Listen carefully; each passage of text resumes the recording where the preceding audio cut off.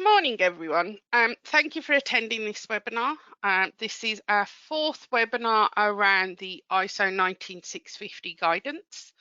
But before we get into the detail of the webinar and before I hand over to the speaker for today, just a little heads up or a little reminder on how GoToWebinar works. You are all in listen-only mode and this webinar is being recorded. If you have a question, please do ask your question via the questions tab, and you can see it highlighted here. And if you could avoid the raise hand option, that would be brilliant. As I mentioned, this webinar is being recorded and it will be available on the UK BIM Alliance YouTube channel next week.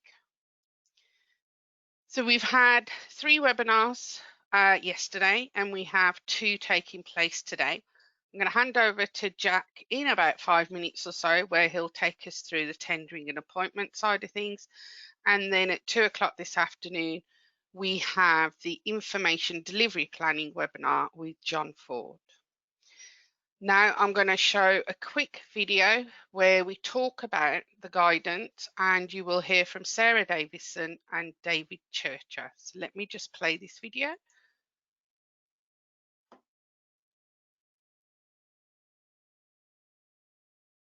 Welcome to this webinar about the guidance supporting the BS-EN ISO 19650 series of standards. The UK BIM framework is supported by BSI, CDBB and the UK BIM Alliance. I'm Sarah Davidson. And I'm David Churcher. And along with Anne Kemp, we're co-editors of the ISO 19650 guidance. The guidance is supported by a group of dedicated individuals who give their time and expertise for free. These individuals might be authoring or providing feedback on the content. And you can see that David, Anne and I work alongside them in the management, editing and publication of the guidance. We also work closely with CDBB, who lead on the presentation of the guidance. The ISO 19650 series currently comprises Part 1, 2, 3 and 5. Part 1 covers the overall concepts of information management using BIM. Part 2 is specific to the delivery phase, design and construction of assets, and Part 3 covers the operational phase. Part 5 sets the requirements for the adoption of a security-minded approach to information management as a whole. ISO 19650 Part 4 is currently under development and it's due to be released hopefully in early 2022. The guidance was first published in April 2019 in the form of concepts guidance. Part 2 guidance followed in July and has been subject to update and expansion every quarter since then. We welcome and encourage feedback from the whole community, as this is fundamental to shaping the direction of the guidance. So if you have feedback on the guidance, please do email us on guidancefeedback@ukbimframework.org. The 4th edition of ISO 19650 Part 2 guidance was 160 plus pages long, and this was clearly becoming unwieldy, and some of the key feedback from industry was that we needed to make the guidance more accessible. So in July of this year, we developed a new guidance structure that you can see here. We now have Part 1 guidance setting out the concept of the ISO 19650 series overall. Part 2 guidance considers the specific requirements of ISO 19650 Part 2, and Part 3 guidance, which has only recently been released, is starting to explain the requirements of ISO 19650 Part 3. In addition, we have guidance parts A to F, which are intended to cut across the whole of the ISO 19650 series, and they cover key themes where detailed guidance is considered necessary. Guidance for Part 5 will be developed by the Centre for the Protection of National Infrastructure, CPNI, in due course. So Guidance A covers the information management function and resources. It considers the activities that need to be carried out and offers a resource map supporting the information management framework. Guidance B covers open data and building smart topics. It will also cover COBie, but this section is not yet written. And Guidance C covers the common data environment in terms of workflow and technology. It looks at assignment of metadata as required by the National Annex to ISO 19650 Part 2 as well. Guidance D is all about information requirements. It explains the fundamentals of what they're trying to do and the details of different types of requirements with some very detailed examples. Guidance E currently covers the BIM Execution Plan in supporting tendering and appointment activities. It will be extended in due course with content to cover more tendering and appointment resources. And finally, Guidance F covers information delivery planning. This includes the responsibility matrices and the task and master information delivery plans. It also has space for guidance on the federation strategy, but again, this is not written yet. We hope this provides you with a little insight into the development of the guidance, and we'll hand you over to the more detailed guidance discussion just now. Thank you very much.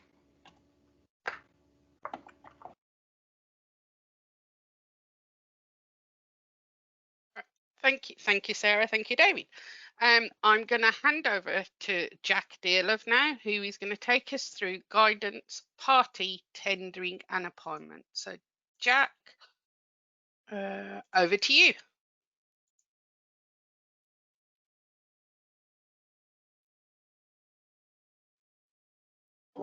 Thank you very much. Good afternoon, everybody. I hope you can see my screen. So you can see it, yeah, Pam, you're aware? I can, yes. Brilliant. So hi there, good afternoon, thank you for joining. My name is Jack Dearlove, I'm a Senior BIM Manager at ISG.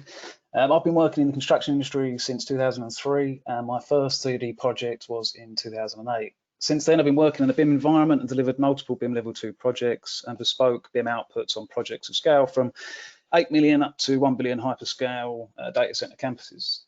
I authored the guidance with the UK BIM Alliance for the BIM Execution Plan section in the issued notes, which I'm going to provide an overview for you today, hopefully to help you develop and use the ISO towards a better outcome for your projects or owner assets. I'm also going to discuss and provide an overview of the tendering and appointment process according to ISO 19650 and some of the challenges around adopting the ISO compared to BIM Level 2. For me, this has mostly been a change in thinking and acronyms and emphasis, which you may also find today.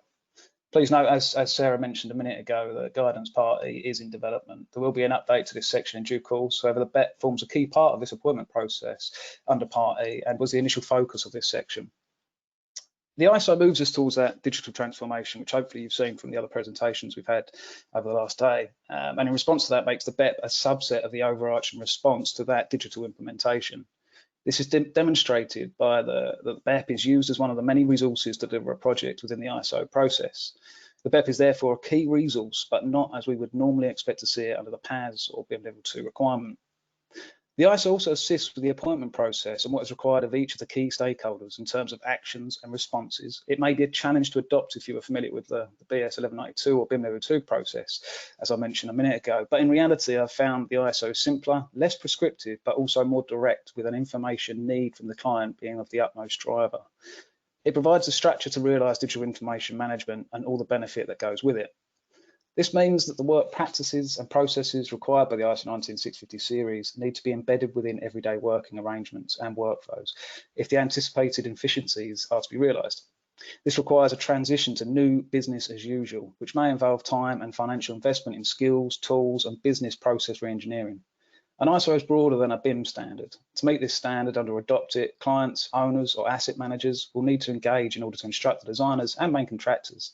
Similarly, designers and main contractors will need to move beyond BIM and towards information management as a function. This is a step change, and we'll look at the BET aspect in more detail later today. But first, like I say, Guidance Part E looks at tendering and appointments aligned to ISO 19650. So to provide an overview of this before we dive into the BEP, we must begin with the information delivery cycle and be aware of the types of actors or stakeholders involved, as well as have an awareness of the types of teams. So there is a step change that is different to that BIM Level 2. So we're just going to talk around who the actors are or the key stakeholders on a project. So broadly speaking, we have the appointing party. This is the organisation leading the project or asset management. For a project, this is typically the client, who may also be the asset owner. We then have a lead appointed party.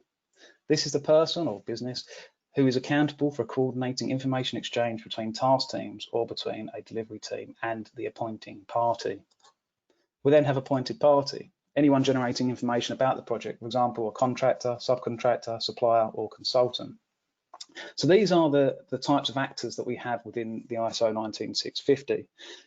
It's important to remember these actors, as these set the basis of how relationships work within the ISO. We then have, as you see there, mentioned under leader appointing party, we have teams mentioned, task teams and delivery team. So let's have a look at that. So who are the teams, broadly speaking? Well, we have a project team. So this is everyone involved in the project, regardless of appointment or contract arrangement. That's the whole all-encompassing team. We then have the delivery team. So this is the lead appointed party and their associated task teams. For example, a main contractor and its subcontractors and suppliers. That's the delivery team. And we then have task teams. So task teams are performing a specific task on the project or within the delivery team. This could be the architecture team or a subcontractor who is designing or constructing a specific aspect of the project, such as curtain walling. So when we have a bit of an understanding around the actors and also the teams, we're now going to have a look at the information delivery, or how does it begin, information delivery or development cycle. So you may be familiar with this diagram here, and this is just showing the information delivery, if you like, development cycle, where it begins and how it contributes to or encapsulates. And it begins with those interested parties or the client realizing a need for an asset or asset management. The appointing party will develop their organizational information requirements, stating their organizational information needs, which encapsulates their asset information needs and specifies the asset information model output. You may have heard the phrase level of information need. If you have, then you're aware of this shift in the ISO. The information requirements are therefore focusing on the need for it, rather than stipulating an arbitrary level for a project stage or broad stroke one size fits all. We begin with the interested party or appointed party, for example, the client, developing their organizational information requirements. It's all about what they need, which contributes to their project information requirements and encapsulates their asset information requirements and their exchange information requirements, which specifies then asset information model output and the project information model. So you can see there's a couple of changes in terms of the acronyms. We've got exchange information requirements instead of employers information requirements. But really what we're talking about here is that we're stipulating the information in terms of procurement, planning and production. So the appointing party, for example, the client, is commencing with that statement of need, ensuring the information requirements are clearly defined at the start of the project, along with how the concepts and principles of information management are to be implemented and the benefits that are expected. This confirms the types of information and clarifies how different types of information should be structured and exchanged. Management and processes may also be considered at this point, and as far as they can be determined by the appointing party. It is helpful for an appointing party to explain principal reasons why information is required, to give additional context to delivery teams. These considerations are then carried out across as appropriate for each appointment that the appointing party initiates across the project. So the focus, as we've seen so far, is on the appointing party. And we can now realise the ISO is moving away from that siloed enterprise or delivery-only standardisation from the roles and actors previously mentioned. And this focus on delivering all information based on a need from the appointing party in their OIR and their PIR. It is re-engineering the way we work in a standard method, unifying the need for information at procurement, planning and production stages. It is really important as a client, the ISO is set up for you to achieve your needs. Each respective lead appointed party, designer or main contractor, will then respond to these information requirements in their pre-appointment bet. So before we dive into that bit, we're going to look at the ISO and how we follow that in terms of defining the clauses associated to each actor and the activities associated to each, which is shown here in the table above and provided in the guidance notes. This is a great table, which I highly recommend having a look at, because what it does here is it breaks out each one of the associated clauses and apportions it to whether it be the appointing party, the lead appointed party, or appointed party clauses, and then also breaks it down into that information procurement stage, planning and information production. So it's a really good table, which obviously helps us understand and follow the ISO. It also shows that flow of information going from left to right there, and also where it's being derived from that appointing party. So put in the, if you like, the information need within the hands of the client or the leader, or the appointing party.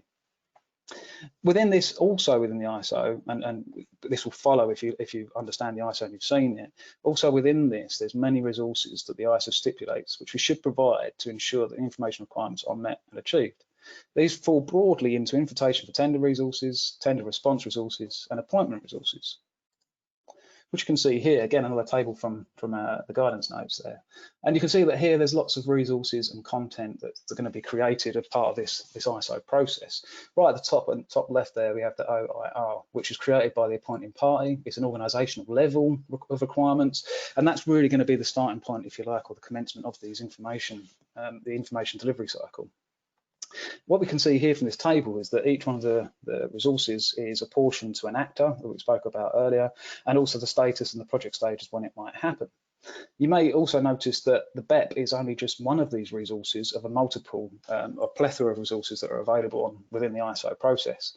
And also the BEP does not encompass other resources. So that's a big step change compared to when the BIM Level 2 process, where the BEP was one of the, if you like, most important document within there after the employer's information requirements. Here you can see there's two BEPs within the resources. We've got the pre-appointment BIM Execution Plan, and we've got the delivery team's BIM Execution Plan. So we're going to look at now, so how this tendering and appointment process follows within the ISO. The production of information requirements, as we looked at earlier, the OIR, Organisational Information Requirements, the AIR, Asset Information Requirements, and the Project Information Requirements, and also the milestones. These encapsulate that invitation to tender resources. So the appointing party will have created those documents there. They are then packaged out and sent out as an invitation to tender resources, which encapsulate all of those requirements there. This is where we then have the necessary information to respond to. So this goes out to prospective lead appointed parties, and they formulate the pre-appointment BIM execution plan and other tender resources, followed by appointed party resources, of which the BEP is within. Now, as the delivery team's appointment BEP. This process, as I believe, and I hope you do too, is clearer and a bit more concise in terms of how it flows from left to right. It's derived from that, if you like, information need from the client or appointing party, all the way down to actually being a part of the appointed party resources to deliver on projects. This moves us away from that LOI, LOD stages, as you may have found within BIM Level 2 projects. And it is a little bit slightly different in that. And we've also got a slight difference or nuance, if you like, between the pre and post BEP within the appendices, etc. This is where we first see, though, however, in the ISO, the mention of the BIM execution plan and its pre-appointment guides. However, it can be created earlier within the process, and we're going to understand where that could happen when we dive into the BIM execution plan now. So tender and appointments, the BIM execution plan. So focusing on the BEP. We're going to start with understanding now. We've got a bit of an overview of the process, tender and appointments, where the information delivery cycle begins, the stakeholders involved. We're now going to look at specifically just the BEP. So what is the need for a BEP under the ISO standard? So under the ISO standard, we must, as a lead appointed party or prospective lead appointed party, provide a BIM execution plan as part of the delivery team. The BIM execution plan is noted within the ISO as one of several resources developed by the appointed party in response to the employer's the exchange information requirements to convey the delivery team's approach to information management on the project. So you may be asking yourself at this point, what is the purpose of the BEP within the ISO? It's not the main document, there's many resources involved. Well, it's clearly stated within the ISO that it has two main purposes. It has a purpose to provide evidence, and it has a purpose to provide a delivery tool. And there's a bit of a difference between the two. The evidence stage is as part of that invitation to tender and then our tender response resource, the pre-appointment BIM execution plan. That's where we're providing evidence to the appointing party that the prospective delivery team can manage project information in line with any information requirements provided to them. And this is referred, as we say, as the pre-appointment BIM execution plan. So that's the first BIM execution plan, providing evidence to the appointing party that the prospective lead appointed party and our delivery team can meet the exchange information requirements. Then there's a second purpose under the ISO, which is where we are providing a delivery tool for our delivery teams to deliver those exchange information requirements. So this is to provide a delivery tool that we, the appointed delivery team, will use to produce, manage and exchange project information during the appointment alongside other resources. So what is the BEP? So this is quite an interesting question because we've got the pre-appointment BEP and the post-appointment BEP, although as we say within ISO, there's really only one BIM execution plan with several versions of it because again, that pre-appointment BEP and then it becomes your delivery team's BEP. But you may be asking yourself at this point, what is the BEP contextually? So within BIM Level 2, we had a Word document that could potentially follow a standard layout, and it's quite normal to see that in every project, your BIM execution plan, pre and post. Whereas with the ISO, and this is one of my favourite aspects of the ISO, is it's not prescriptive in how you provide evidence or the delivery tool. So you can get creative here, and you may wish to achieve this in whatever manner best suits the needs of the delivery teams and projects, whether that be a cloud-based collaborative solution or a traditional document or otherwise. But we'll see in the next slide how we start the BEP, or where the BEP commences. So the commencement of the BEP, and to do that, there's a simple diagram here that shows how the creation and commencement of the BEP, we begin with the receipt of the appointing party's exchange information requirements. So we've got the appointing party, they develop their organisation information requirements and other resources. They produce their exchange information requirements as part of their invitation to tender. They issue that out to the prospective lead appointed parties, and then we respond to that with a pre-appointment BEP alongside all the other resources. So this is where we're providing that evidence that the delivery team can deliver the information requirements. One point to note here is that many scenarios may come to fruition, and that a template BEP has been provided by the appointed party. So like we mentioned a minute ago, a BEP may have been developed as part of the IRs provided to us by the appointed party, which potentially you might expect to be the case. The client or appointed party may wish to compare responses apples for apples between prospective delivery teams. So although the ISO doesn't say that the appointing party develops the BEP, they may want to do that when they're issuing out their invitation to tender, so they get the same response back from each of those prospective lead appointed parties. Otherwise, as we say, because it's not prescriptive, the pre-appointment BEP responses from each of those prospective lead appointed parties may be very different. So the client or the appointing party may wish to provide a template, which you may expect. Or the other extreme is that no exchange information requirements have been issued. So in that case, we haven't been issued any information requirements. However, we've got to respond as part of the ISO process. In that case, you may, if you find yourself advising the client that they're not following the ISO standard, and there might be an opportunity for us to educate and raise awareness to the appointing party, and actually help them along that journey of implementing ISO. So effectively what we're saying there is there's potentially three ways of commencing the BEP. A template is provided by the appointing party as a shared resource to support the tender and appointment process. There is no template BEP provided by the appointing party, but they indicate the contents required to support its evaluation criteria, or the appointed party is silent concerning the BEP, and therefore the prospective lead appointed party has to respond with a pre-appointment BEP in accordance with the ISO. So what is contained within the pre-appointment BEP? As we have discussed, the BEP serves two purposes: as evidence in the pre-appointment stage, and as a tool for the delivery team to use in the post-appointment stage.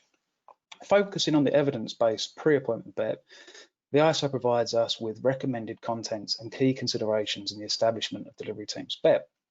But remember, the ISO is not prescriptive in this pre-appointment BEP response and differs in the post-appointment wording in that these are recommended considerations. So the recommended considerations are as follows. Provide the details of individuals undertaking the information management function. This is to provide assurance that the function will be fulfilled through adequately competent people. It also encourages the early consideration to how this function will be resourced. Proposed information delivery strategy. This is where we define our approach to meeting the exchange information requirements as a delivery team. The prospective lead appointed party should consider and work through each information requirement and respond to the level of information need, acceptance criteria and delivery dates set by the appointing party, potentially in a master information delivery plan.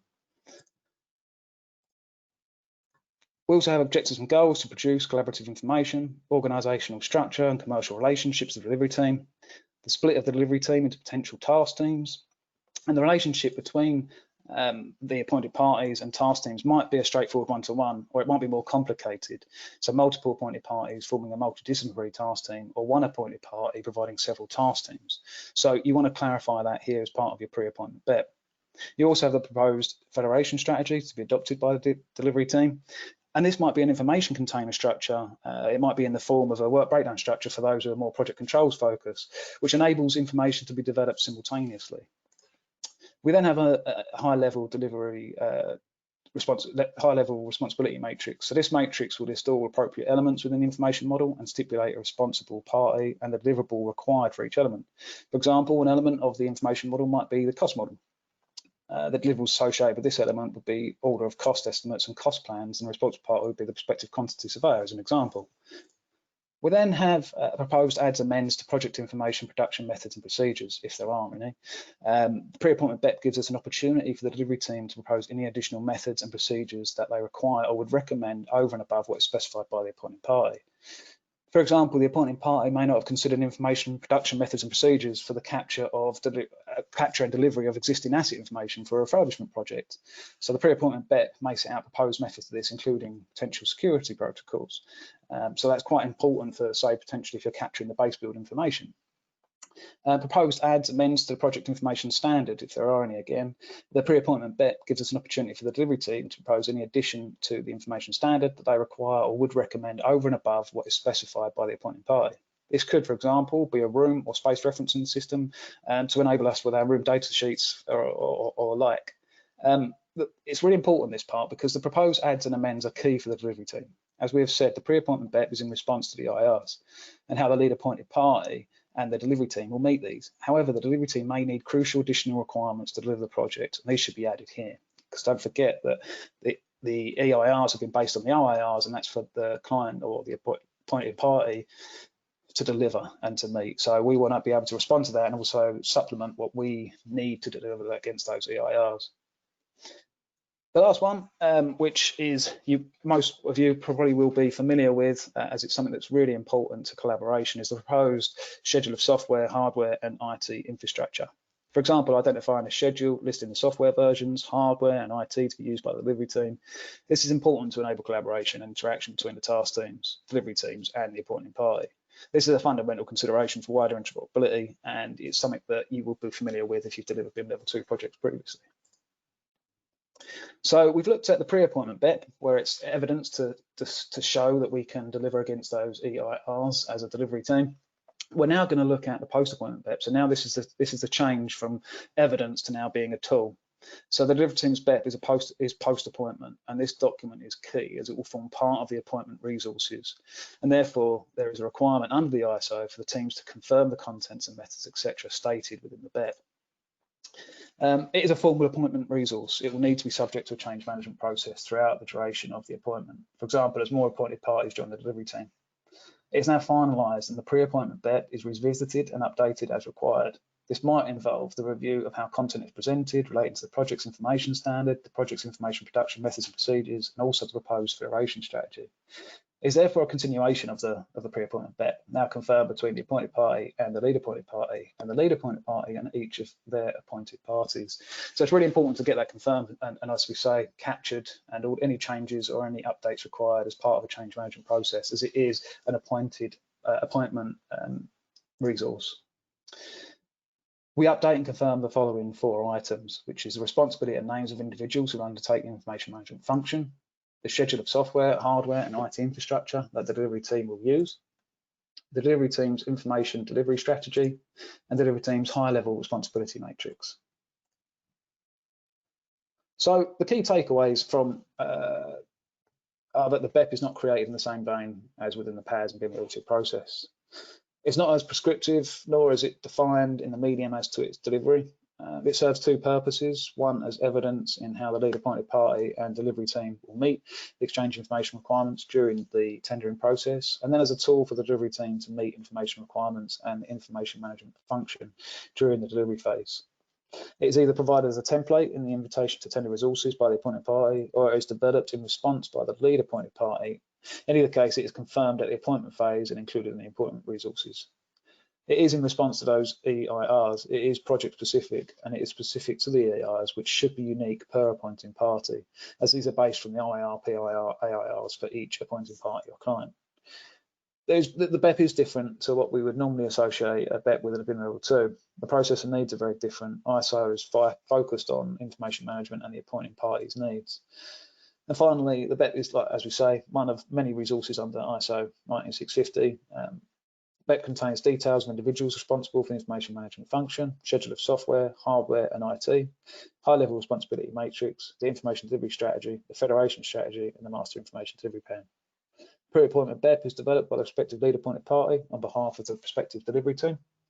The delivery team's BEP is conferred by the appointing party and lead appointed party, and the lead appointed party and each of the appointed parties thereafter. The BEP forms part of the appointment process and the tender response resources. So that was a very fast-paced, quick overview of the BIM Execution Plan and the Tendering Appointments Guidance Part E. As we say, we are going to be developing this section, and we're going to be expanding it to include some of the points we've touched on today and delve into a bit further. But thank you very much for listening and joining. I hope you found that useful. If you'd like to discuss more, please feel free to reach out. And if you have any questions, please do fire away, and I'll try my best to answer those now. But good luck with your adoption of ISO 19650. Thanks, Jack. Very detailed, very quick journey through the BEP. I'm going to ask you, if you can, to share your webcam so that people can see who they're talking to. We've had a few questions come in, so I'll go through these. If you still want to ask a question, please do so, and we'll take them as they come in. So let me just first do this. Sorry, let me take it off you, Jack. So first question. First question is,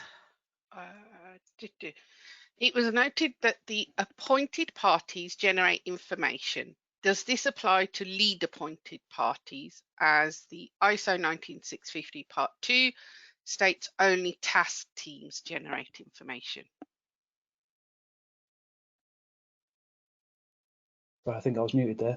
Yeah, it's an interesting question. So yeah, it is stated that the lead appointed party is the party who is accountable for coordinating information exchange between task teams or between delivery teams and the appointing party. So yes, that would suggest that they're not creating information. However, as we know, working as main contractors, they do, if you like, contribute and or manage information. So yeah, they might not create the source information, but they will be coordinating information.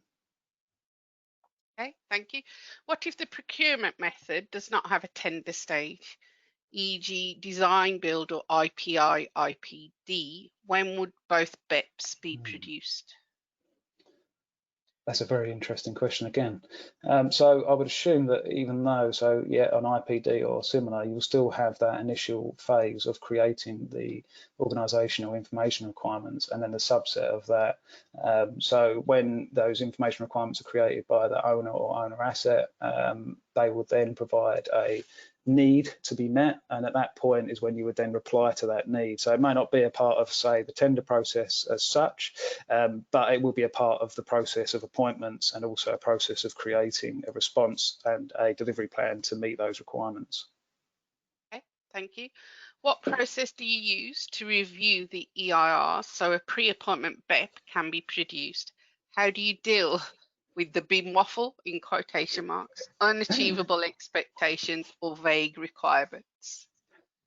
So that's probably more than a 5-minute answer. Yeah. So yeah, I think the ISO is trying to get away from the BIM, if you like, waffle.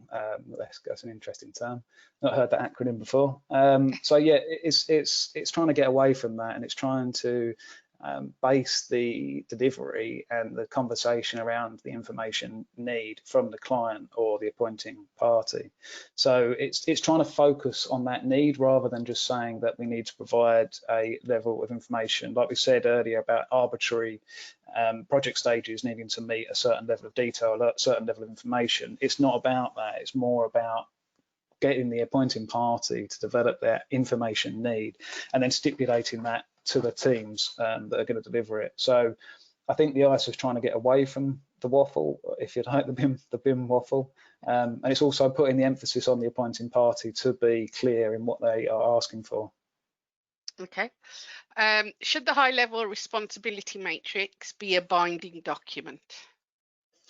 So as part of the process, as we understand it, the appointment or a delivery team's BEP becomes a part of the appointment resources. So if it's becoming a part of those appointed resources, then you would suggest that it's emphasising the fact that it needs to be buttoned up and on point, because it's stipulating what people are going to be delivering, and it becomes a part of your, if you like, appointed resources. Okay. Continuing with the high-level responsibility matrix, somebody would like to know, what is the difference between the high-level responsibility matrix and the detailed one? And would the high level matrix be superseded by the detailed matrix following the appointment? Don't know is the honest answer there. You'd assume so, but I don't know. I think the high level one is just giving you an overview before you get into those detailed, because you would imagine potentially, again, this is just thinking out loud, in that particular circumstance, you may imagine that actually the detailed one is between the lead appointed party and their appointed parties, maybe not necessarily between the lead appointed party and the appointing party. So maybe that's the step change. The higher level is demonstrating to the appointing party as evidence that we can deliver, and then the delivery team's BIM execution plan is then saying we are delivering and this is who is delivering, and that's a direct, if you like, between the lead appointed party and the appointed party. So that might be the difference there. Okay, thank you. Do you need a BEP for every consultant discipline when starting from REBA stage 0?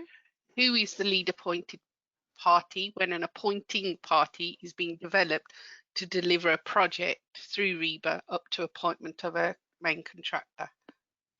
Okay, that's quite a long question, I think, so I'll try and answer it best I can. So yes, you could have multiple BIM execution plans, and also the relationship is really interesting in terms of there's a really good diagram within the ISO guidance notes. So the relationship between the appointing party and each one of those lead appointing parties can be multiple, it can be plethora, and that's where it tries to say that each time the appointing party needs to agree that with their lead appointed parties. So there will be a need to identify a lead appointed party and who works beneath that within their task teams or delivery teams. So there could be multiple BIM execution plans between that relationship between the appointing party and the lead appointed parties. Okay.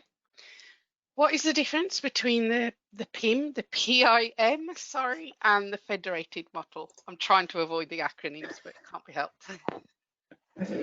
So yeah, I mean, the project information model is all encompassing, and the asset information model. So again, it's trying to move, I think it's trying to move away from, if you like, acronyms and as the person who asked the question earlier, BIM waffle.